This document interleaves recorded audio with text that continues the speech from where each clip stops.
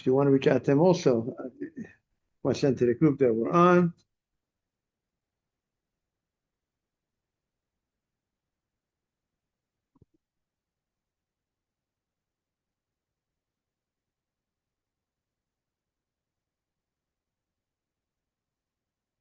Okay, we are on Mem Vav Amud Beis 46b, 46b1, the end of the page. Motiv Rami, no, sorry, not the end of the page. So at the beginning of the page. Rami le Abaye le Rabbah. Abaye is Rabbah. It's about 3 paragraphs down, first column, 46b1. Rami le Abaye le Rabbah. So Abaye le Rabbah. Abaye asked Rabbah. Remember, Rabbah, Abaye's, I think his parents passed away when Abaye was very young. Rabbah brought him up. Here he's discussing Torah with the man that brought him up. Ramile Abaye Rabbah. Abaye asked Rabbah, you able to send to the group? Thank you so much. Abaye says to Rabbah, Tanya, we learned in the Braita, Motah Hashemen Shebenev, Shebekara Osur. The remaining oil that's left in the oil lamp or in a plate that you had a wick and oil in, that remaining oil, the Tanakama holds Asur. It's forbidden for you on Shabbat. Once the light went out, it's forbidden for you to use that throughout the Shabbat, because since Bein Hashmashot, it was when Shabbat, throughout the twilight of Shabbat, you were removed from using it, because if you would take the oil that's in the oil lamp, you will be diminishing maybe the brightness of the light. So once it's mukseh bein hashmashot, when Shabbat entered, throughout the twilight, it's mukseh the whole Shabbat. However, Rav Shimon, good morning, Mark. Good morning, Rabbi. And welcome back. Thank you. And Rav Shimon holds that we don't say that if it's mukseh during bein hashmashot, during twilight, it was separated from you, it's separated the whole Shabbat. He holds that the oil that's remaining that remains in the lamp, he holds Rav Shimon matir. Rav Shimon says you're allowed to go ahead and use that oil that was left over from the burning. Alma la Rav Shimon let le mukseh. We see that Rav Shimon doesn't hold the mukseh. Doesn't mean he doesn't hold mukseh at all. But it means we said he has a much more lenient approach to the laws of mukseh. That means there are many places, the number of instances that he would allow, which the rabbis would not allow. Or many, we have a apparent contradiction. Rav Shimon, there's a Mishnah in Beitzah that talks about the slaughtering of a Bechor Balmum on Yom Tov, which means the firstborn male animal that you got to give to the Kohen. It says, the Torah says, the firstborn male you give to the Kohen. It's tahar. It's again, firstborn male from the kosher animals. It's holy from the time it's born. You have to give it to the Kohen, and the Kohen brings it to the Beit HaMikdash, and he brings it as a korban. He brings it as an offering. Anybody who slaughters the korban, the offering of the firstborn that's given to the Kohen, that belongs to the Kohen, whether it's the Kohen himself who slaughters it or anybody else slaughters it outside the Beit HaMikdash, is chayev karet. He's obligated karet, just like anybody who slaughters a korban outside the proper place. However, if there's a blemish, a permanent blemish that comes into the animal, which certain types of blemishes that would invalidate it from being brought as an offering, so then the Kohen has a right to slaughter it and eat it outside the Beit HaMikdash like any other non-holy animal. Now, the laws of Bechor apply today as well when the Beit HaMikdash is not around. Even though you're not allowed to bring the Bechor, there's no Beit HaMikdash to bring the firstborn animal, but it has holiness, and you're not allowed to slaughter the firstborn male unless It has a mum, a blemish, that's a set blemish, it's a real blemish, that's permanent, and it is permitted to be brought, and then if you see, if it appears that it has a permanent blemish, you bring it to an expert rabbi who will go ahead and determine that the blemish is permanent. Now, even though in general, a animal that's fit to be slaughtered, a kosher animal, is not muksa on Yom Tov, because Yom Tov, you're allowed to go ahead and what? Slaughter animals. Nevertheless, a firstborn that has no blemish, you're living today, let's say, morning Simon, you're living these days, and it's Yom Tov, and you have a firstborn, let's say you're a Kohen, and there's the firstborn animal that's given to him, let's say, if it would be given to him. Now, this animal um, would be mukseh when Yom Tov begins, because if it has no blemish, he's not allowed to go ahead and he can't use it, he can't slaughter it. So it doesn't have, he's separated from it. Um, Now, the Mishnah that we're talking about today is talking about a story of a Bechor, a firstborn that got a blemish, and the Chacham and the expert looked at the blemish on Yom Tov, and the expert said that this blemish is a permanent type of blemish that would be permitted to slaughter this animal now outside the Beit HaMikdash. So the question is, now that the rabbi gave this ruling, can can you slaughter this animal now on Yom Tov? Now, what's the question? The question is, but when Yom Tov came, you did not have any decision of the rabbi, didn't have any permanent blemish. It would seemingly be not prepared for you when Yom Tov came. But now it is prepared. Now it has a blemish. You should be able to slaughter it. Yet Reb Shimon holds if the blemish was not recognizable before Yom Tov, that's not called prepared. And it's not called prepared, and this is mukseh. You will not be able to slaughter this animal on Yom Tov. So that seems like he holds up the law. That's a contradiction. Seems a contradiction between that and the story of the oil that remained in the lamp after it went out, and it wasn't prepared when Shabbat came, because you couldn't use it when it came during twilight. Couldn't use it because it was, or as long as the duration that it was on, you couldn't use it because maybe by taking the oil while it's on, you will be diminishing the brightness of the light. Nevertheless, when it goes out, you could go ahead and use it. So Gemara says, what's the difference between this and the case of the Bechor, the firstborn? So what does it say over here? It says, if Shimon Omer Kol She'ein Mumo Nikam Erev Yom Tov, if the blemish in the firstborn animal is not recognizable before Yom Tov, Ein Ze Min HaMuchan. It's not called prepared. It's like separated from you, and you can't slaughter on Yom Tov, since it was not checked by the Chacham, and they didn't recognize if it had a permanent blemish. It's mukseh. Now,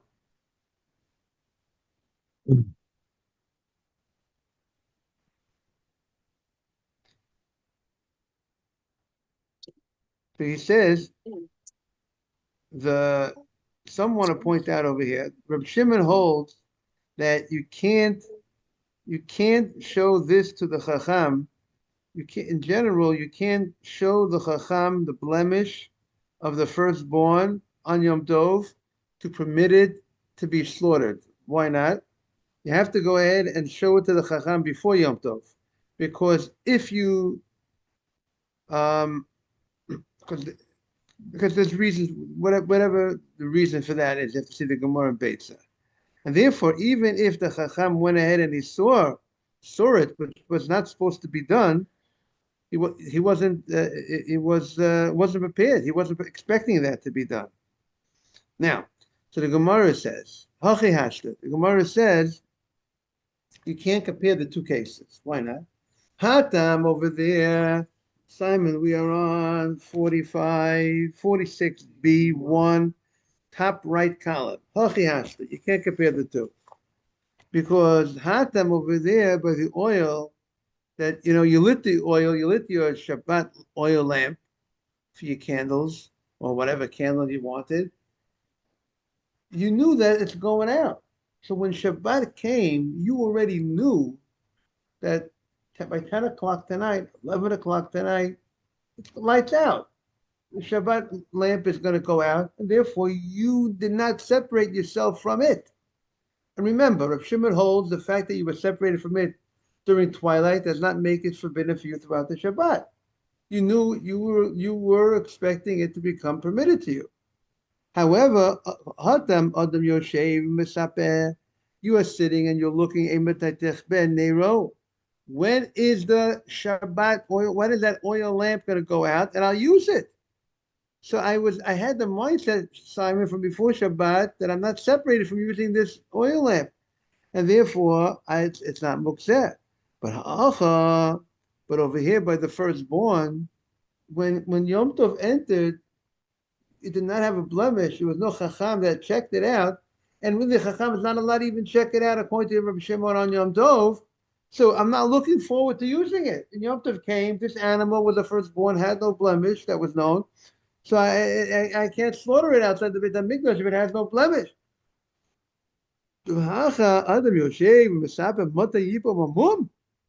As a person waiting, when is a blemish going to go ahead and fall on this animal?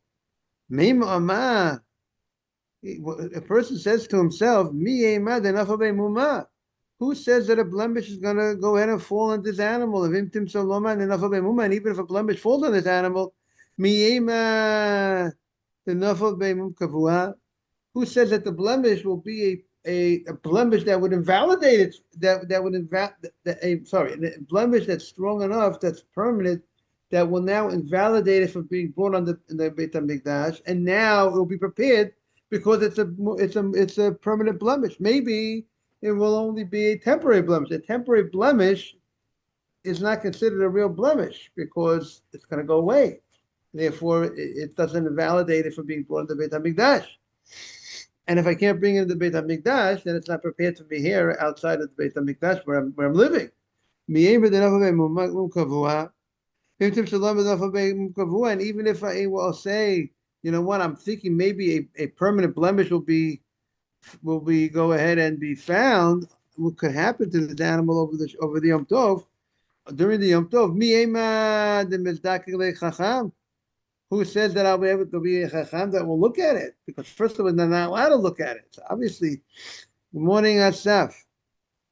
So therefore, since it does not, the owner, it's so far fetched that he's going to go ahead and be able to eat it when Yom Tov enters.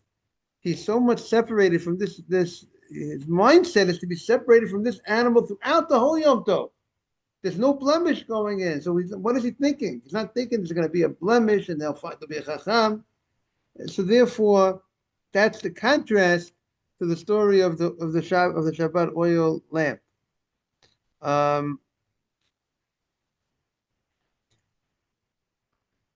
Now,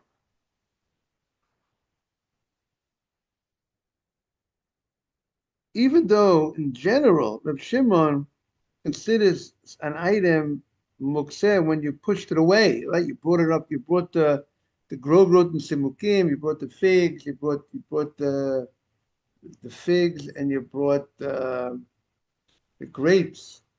To the roof, and you have to dry out. You did an action, but here Reb Shimon would agree. He would hold over here that the firstborn is considered mukseh, even though you didn't push it away with your hands, because there's no way you're going to be permitted. The only way I would be able to use this animal on Yom Tov if it gets a blemish and a chacham would be willing to violate the law of looking at a firstborn on Yom Tov to see it has a permanent blemish. So it's a total loss of thought of having this animal being used on Yom Tov. Okay. Now, in contrast to other situations where if you do not push it away directly, even if it's a little far-fetched, but the fact is that the item has use, that it should be used on Shabbat, that would not be mukseh. Now, but this would be mukseh. Motiv Rami Bar Chama. Rami Bar Chama challenges this answer of Rabbah from a Mishnah later on. Nefirim Nidorim b'Shabbat. Right? A lady who went ahead and she says, I'm not going to eat. I'm going to fast. I'm going to fast today. Right? So the Torah says that the husband has the ability to knock out the neder of his wife the day he hears it. He could say, I don't want it. And also we find that there's also a girl when she's not married, certain laws that the father can knock out the vow of depending on age, different things, when the father can knock out the neder, good morning, Mark, of his daughter. So here we have, the Mishnah said,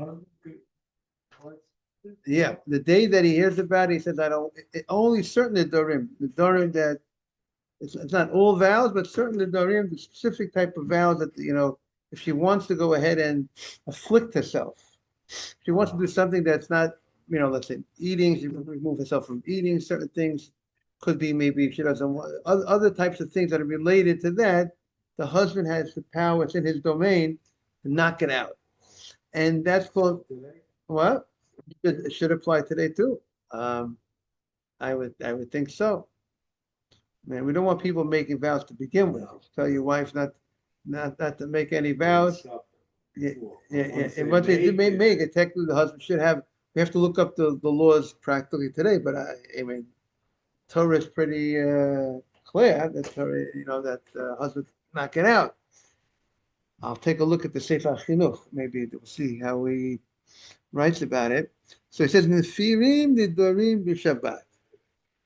So it says on Shabbat itself, the husband could go ahead and knock out the neder. If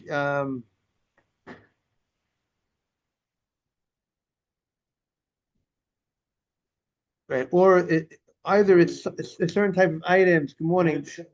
So here it says on Shabbat. Well, then you have to see if that's only, here it does not say specifically, because there the Torah says the day that he hears it, he has that's the yes. So therefore, so that day that he heard it, good morning, David, he needs to knock it out. And they say which type of vow. They give a little more commentary here. Vows that she goes in and she wants to make. If a woman wants to go ahead, his wife wants to remove himself from eating, or these type of things, or things between him and her. Let's say she wants to, I'm not going to wear any makeup. I'm not going to wear any jewelry, or something like that, which I would think that's between him and her. These type of things. He has those things. He has the right to go ahead and knock out. Now, so the Mishnah teaches us that could even be done on Shabbat. We don't do everything on Shabbat, but this is something that you could do on Shabbat. And also, v'nishalim l'nedarim shehein l'sorach HaShabbat. There's something called hatarat nedarim. Hatarat nedarim is the release of a neder. You're undoing, undo it. Like we do hatara on during the Aseret Yimei Teshuvah or Erev Rosh Hashanah. The Sfardim do 3 times. Ashkenazim do once. Sfardim, no. It's just there's a certain sensitivity that the Sfardim there's more sensitivity, right? That's what seems like their custom. They do 3 times. Right, David? They do Hataran Nedarim 3 times to undo the vows.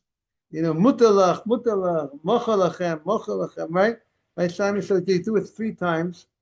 And here it says on Shabbat, we could, we need a bezdin of 3. We do a court of 3 people, as you know, go up there in the front of the shul here, right? You have 3 people go. right, because there's a difference between this and the husband. What's the difference? One is that husband is annulling, just knocking it out. Neder is that you in the Hatara that does when you're undoing it from the beginning. Usually you have to, there has to be, if let's say a guy made a neder, you go in front of three people and usually you say, Hareni, I have charata, I have regret from the beginning. I regretted from the beginning that I ever made such a vow. So there's something to do because you have some sort of regret from the beginning. So that's why it can be undone. So this is theoretically from the Right. So that's called hatarat nidarim. That's how we undo. The wife and the husband has nothing to do with undoing it from the beginning. She has regret from the beginning that it's just the husband heard it. Boom! I'm knocking it. The husband's knocking it out. That's the beginning. When he hears it, at the time that he hears it, but it's not that he's taking it apart and dissecting the vow by saying, you know what, if you wouldn't, do you have regret from the beginning that you made a vow? That's not how it works. But it's not like retroactively. But when it comes to the husband and the wife, it would seem that if she made that vow and the husband hears about it, and let's say, okay, fine, that's the difference between the husband and the wife and the bezdin and the court. So hatara nedarim is when you undo it. Now, who can undo the vow? If you have this chacham mumche, one big chacham, or a bezdin, a court of three ordinary Jews. Three ordinary Jews. Now, it could be you might ideally want to have a higher level bezdin, a higher court, not just three ordinary Jews. But in practice, many people are lenient that they use any three Jews coming together could go ahead and be your court to undo the vow. So on Shabbat, what happens? So could we get together and undo the vow Hatar Nadar on Shabbat? Now you see the custom of the community. So making the vow, does it require witness?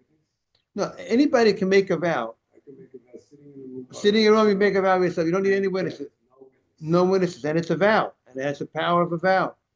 Just like an oath, you make an oath, doesn't make a difference in front of people, not in front of people. But you have the ability to undo it. Now, regarding undoing Hatana Dharma, you see the custom of the community. We don't three, right? Or we call it, but the Dayanim do not need to be the normal type of judges. Generally, a judge has to be an expert, big rabbis. But we do today three people. Exactly. Now, it says here, if you want to do that, undo the vow, the three people, let's say, or the big chacham, it can only be done on Shabbat if it has to do with Shabbat. Let's say the person, I'm not eating today. I'm not eating Shabbat. I'm not eating on today. Today is Shabbat. At 10 o'clock in the morning, a Jew says, I'm not eating on Shabbat, or I'm only going to eat a small meal. But then he realizes, no, he's hungry. He wants to eat a real big meal. He doesn't want to eat the real base minute. Now, so he could go in front of three people on Shabbat. So here it says in the Mishnah, only things that are pertaining to Shabbat is it appropriate to go ahead and undo it on Shabbat. Can't undo Monday thing for Tuesday on Shabbat. Right. That's what this says. Right. Now, I'm sure on Tuesday I could also undo something for Shabbat. Tuesday you could undo any, right. On Tuesday, on a weekday, you could undo any, right, correct. And For Shabbat, I can do Monday. only the Shabbat, right. So let's say they say over here, a guy, what happens? The guy made a vow. He goes in front of the Chacham, if he's doing it with the Chacham Mumche, the rabbi, and he says, is there an opening to the vow? Petach. What does that mean? Was there something that the guy who, when he made the vow, he didn't realize this at the time of the vow, he didn't know this piece of information. If you would have known when you made the vow, let's say A, B, and C, you wouldn't have made the vow to begin with. Not that you were fully aware. I know, I'm fully aware of everything, and I'm still making. I know everything I need to know, and I'm making the vow. You go over to the guy and say, the rabbi will say, if you would have known this piece of information, did you think is this something you didn't realize at the time you made the vow? And if you would have known that, if you would have realized that, you would not have made that vow. So that's some sort of example of something what the rabbi would say. Is there some way to that's like a peta, that's an opening to undo the vow, because the vow was done in a certain sense by, you really didn't really, if you wouldn't have made that vow in the begin with, if you want to know that piece of information. Okay, there are many laws to study exactly what would be that type of opening, but that's an example of a type of an opening. So that's called that, as if you made the vow b'ta'ot. It was like a mistake. I didn't have information in front of me when I made the vow. And therefore, that's the type of thing that the Chacham, the rabbi would say, okay, we got it. We can undo this vow. Now, why? So now,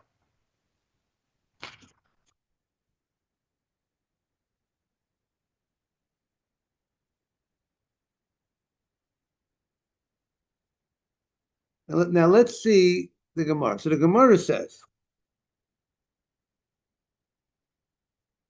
Vamai. The Gemara says, why is that?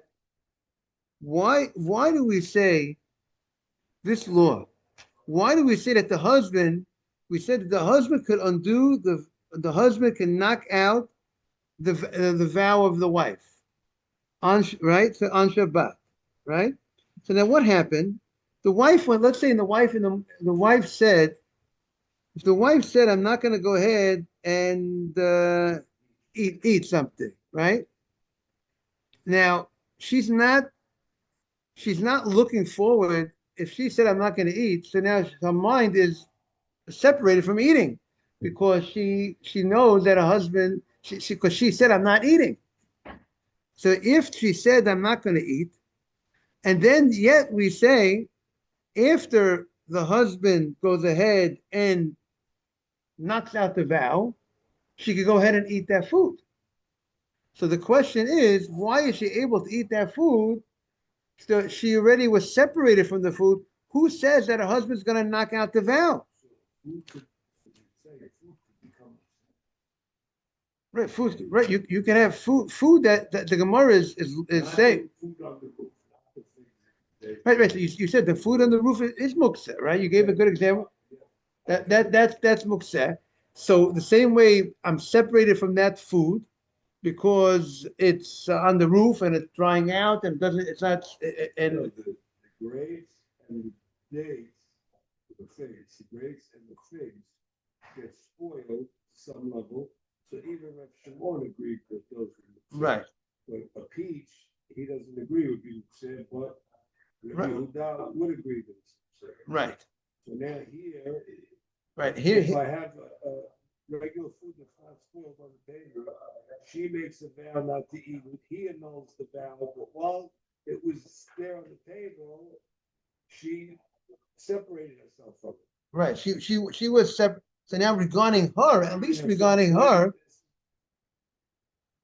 Could be civil. I don't imagine. Okay, but that's what the Gemara is saying. The Gemara is saying, look, what's with the story of the oil of Shimon, right?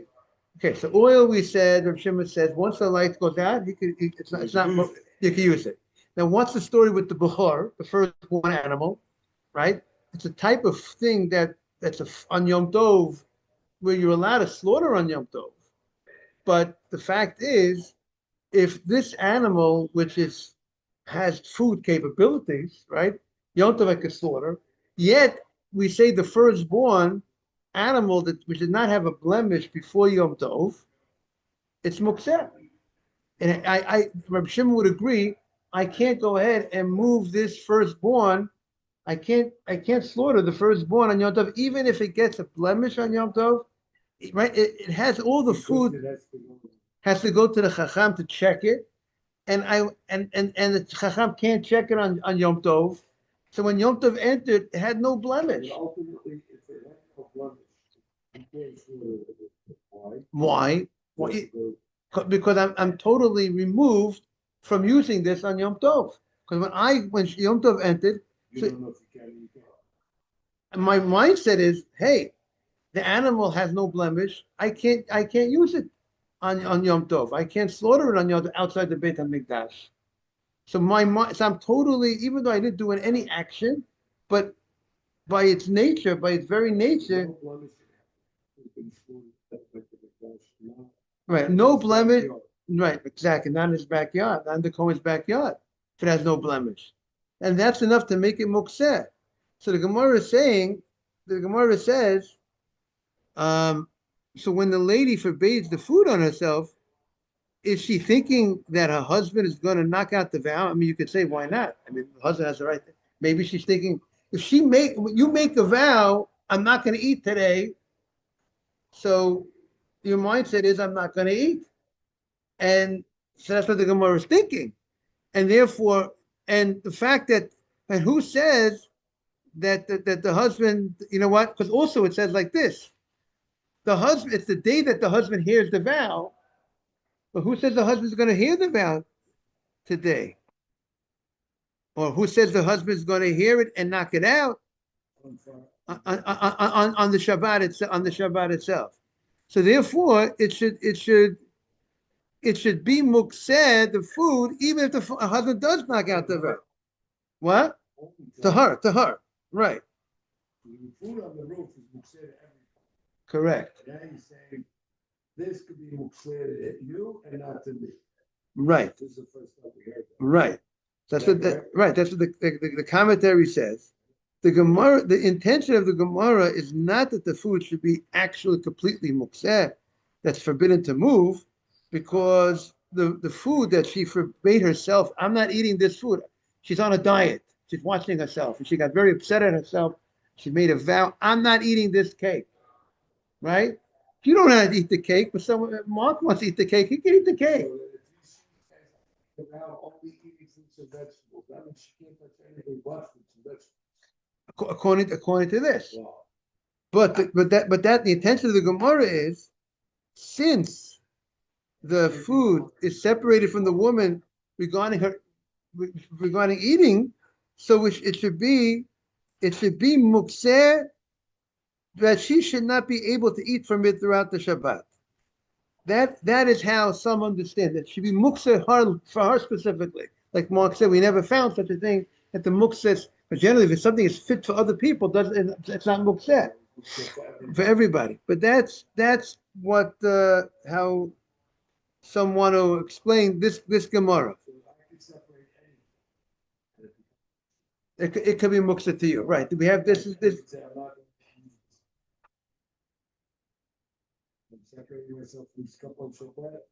If you made a vow, if you've made a vow, because just saying you're not going to use something doesn't mean you're really separated from it, because you could change your mind. But let's say you made a vow,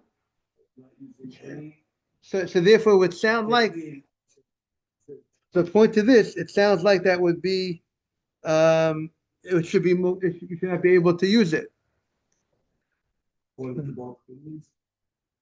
Right. According to Shimon, that's what the Gemara is asking. So it doesn't mean that I shouldn't. It wouldn't be forbidden to move, right? So it marks. So it would come out. It's not that you wouldn't be able to move it. You wouldn't be able to use it. Meaning to say, the Gemara wanted to say, "Good morning, Boker Tov." Mark, look who's here.